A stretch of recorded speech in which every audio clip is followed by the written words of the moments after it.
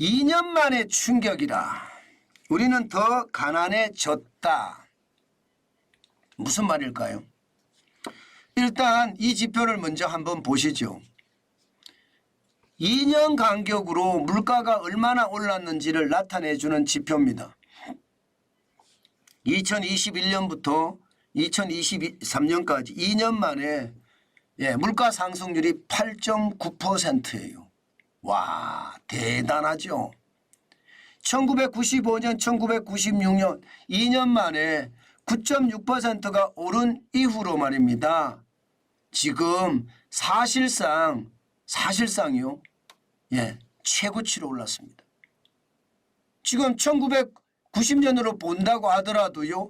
거의 28년 만에 최고치라고 봐야 되나요? 28년 만에. 2년간의 물가 상승률이 그만큼 많이 올랐다는 뜻입니다. IMF 외환위기 때도 말입니다. 1999년, 2000년에 6.4% 올랐습니다. 이게 2007년, 2008년 글로벌 금융위기 오기 직전에도 7.6% 오르는 데 그쳤습니다. 그런데 2021년, 2023년은 8.9%. 야, 진짜 엄청나게 올랐죠. 아니 물가가 이렇게 올랐다고 우리가 더 가난해졌다고 무슨 말이야 도대체, 이렇게 이야기할 수가 있습니다. 물가가 이렇게 오르면 월급도 따라 오르잖아요. 실제 월급도 따라 올랐습니다. 연간 월급 명목 상승률을 보면 2021년에 368만 9천 원에서 2023년에 396만 6천 원까지 올랐잖아요. 그러니까 2년간 오르긴 올랐습니다. 오르긴 올랐습니다만은 이게 명목이잖아요. 명목. 현재의 물가를 나타내 주는 지표인데요. 명목이라는 게 이게 올라가는 것을 보면 뭐 6.9% 정도 올라갔습니다. 6.9%. 6.9% 정도 올라갔어요. 문제는 명목 근로자의 소득은 올라갔지만 문제는 실질소득입니다. 이게 명목은요. 현재의 물가를 가지고 나타내 준 지표고요. 이게 물가 상승률을 반영을 해서 내가 실제로 얼마나 벌었느냐를 따져보면 말입니다. 오히려 줄어들었습니다. 오히려. 2021년에 359만 9천 원이 2023년에 355만 4천 원으로 줄어들었습니다. 결국은 말입니다. 물가가 8.9%까지 오르니까 이게 근로자 임금도 올라줘야 되잖아요. 계속 못 올라준 거예요. 못 올라주면서 말입니다. 오히려 근로자 임금 자체가 떨어졌습니다. 평균 임금이.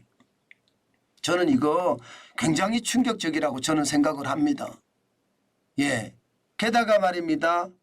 게다가 2021년부터 시작을 해서요.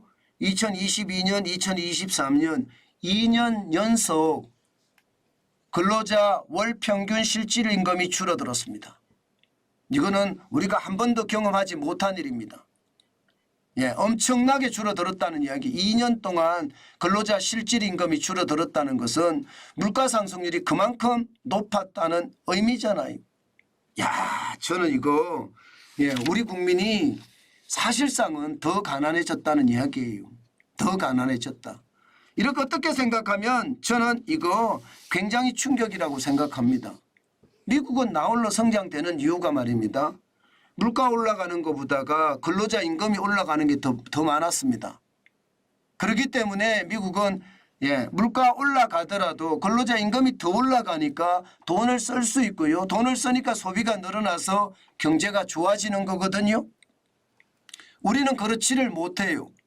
우리는 이미 말입니다. 예전역에 2018년, 2019년 최저임금이 올라서 이미 임금이 많이 올랐습니다.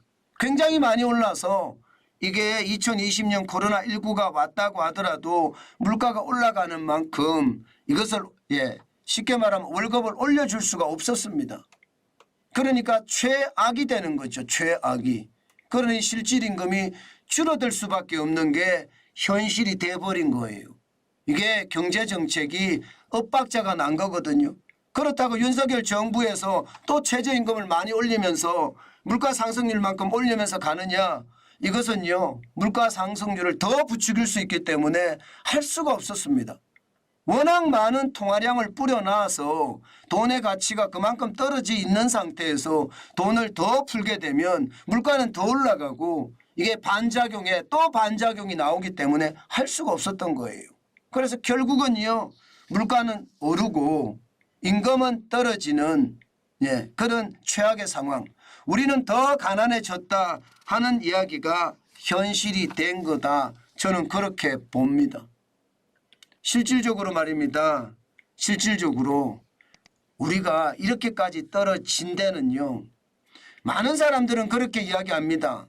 임금을 안 올려서 그렇다 이렇게 이야기하지만 저는 완전히 다른 생각을 합니다. 완전히 다른 생각을. 어떤 생각을 하느냐. 기본적으로는요. 우리 기업들이 수출을 잘했지만 이게 가격 경쟁력이 떨어지기 때문에 오히려 말입니다. 수출 적자를 많이 만들어냈어요. 대표적인 게 대중무역수지인데 대중무역수지를 보면 2023년이에요. 보시는 것처럼 180억 2,900만 달러의 적자입니다. 2024년도 지금 2월 달에 2억 4천만 달러 흑자를 냈지만 1월 달에는 17억 1천만 달러의 적자를 냈습니다. 그만큼 중국에 대한 수출이 예상보다가 일어나지 않았고요. 일어났다고 하더라도 적자 수출이 됐다는 거에 결국은 기업의 수익이 그만큼 줄어들었다는 이야기잖아요. 기업의 수익이 그만큼 줄어드니까 더 많이 주고 싶어도 줄 수 없었습니다. 임금을 더 올려주고 싶어도 올려줄 수 없었고요. 결국은 연말에 인센티브가 줄고요. 명절에 인센티브가 줄고요. 성과급이 줄었기 때문에 결국은 말입니다. 실질 임금이 그만큼 올라가지 못했다는 것. 저는 그게 핵심이라고 봅니다. 여기에다가 말입니다. 최저임금을 미리 올렸잖아요. 미리 2018년 2019년 미리 올렸잖아요. 실질적으로 위기가 왔을 때 대응을 할 수 있는 카드가 별로 없었습니다. 오히려 반작용을 낳았다니까요. 2018년에 16.4%, 2019년에 10.9%를 올려놓고 나니까 이게 코로나19의 위기가 덮치면서 공급망이 불안해지고 세계 곡물가, 광물가 그리고 에너지 가격이 다 올라갔습니다. 그래서 물가가 천정부지로 올라가는데 최저임금까지 미리 올려놨으니까 우리는 더 많이 올라간 거예요. 상승 효과가 더 심각했던 겁니다. 이게 선후가 잘못된 거잖아요. 이게 경제가 침체가 되면 최저임금을 더 올려서 사실은 소득을 보정해 주면서 이게 같이 따라갈 수도 있었는데 그러지 못했다는 거고요. 특히 말입니다. 통제 방역이 전국적으로 일어나면서 말입니다. 기업들 입장에서는요. 매출이 안 일어났어요. 여기다가 최저임금이나 주 52시간제를 도입하면서 비용은 더 늘어나고요. 그러니 임금이 떨어질 수밖에 없는 최악의 환경이었다. 저는 그렇게도 생각합니다. 또한 말입니다. 최저임금을 이렇게 말입니다. 갑작스럽게 올리니까 여러분 보시다시피 실업자들이 굉장히 빨리 늘었습니다. 실업자들이 많이 는다는 것은 가계소득이 줍니다. 지금 보시는 것처럼 말입니다. 2020년 110만 8천 명이고요. 2021년 103만 7천 명이 그전으로 돌아가도 마찬가지입니다. 2018년 보세요. 107만 3천이잖아요. 2019년에도 106만 3천이고요.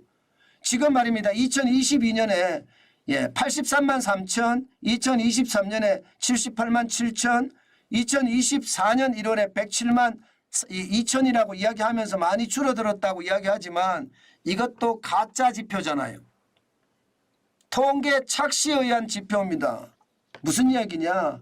노인 일자리를 이렇게 많이 만들어냈으니까 지금 노인 일자리가 2016년에 38만 7천 개였는데 지금 2023년 기준으로 보더라도 82만 2천 개잖아. 2배가 넘어 늘어났잖아요. 그리고 실업자가 그만큼 줄은 거예요. 실업자가 그만큼 줄고 사실은 지금도 사실상 100만 명이 넘는다는 뜻입니다.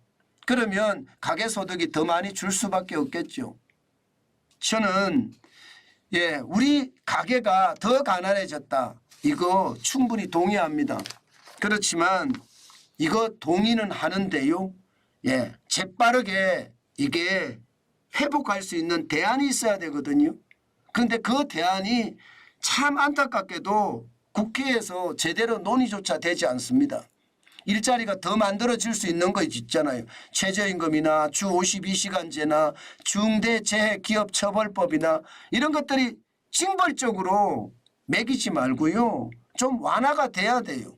누구나 말입니다. 사람을 쓸 수 있게끔 해야 되고요. 예, 그래야지 이게 여러분 고용소득이 늘어나고요. 예, 근로소득이 늘어나면 늘어날수록 우리는 더 가난해지는 것이 아니라 경제의 활력이 더 넘치고요. 경제가 더 잘 돌아갈 겁니다. 지금 현재까지는요. 예, 물가가 오르는 만큼 임금이 못 올라줘서 사실상 실질임금이 줄어들었다. 우리는 더 가난해졌다. 이렇게 이야기하지만요. 결국 말입니다. 예, 제도를 개선하고요. 또 규정을 바꾸고요. 법을 완화를 하면 제가 봐서는 경제는 더 잘 돌아가고 그때는 실질임금이 더 높아지지 않을까. 저는 그런 생각해 봅니다. 이게 어떻게 생각하면 말입니다.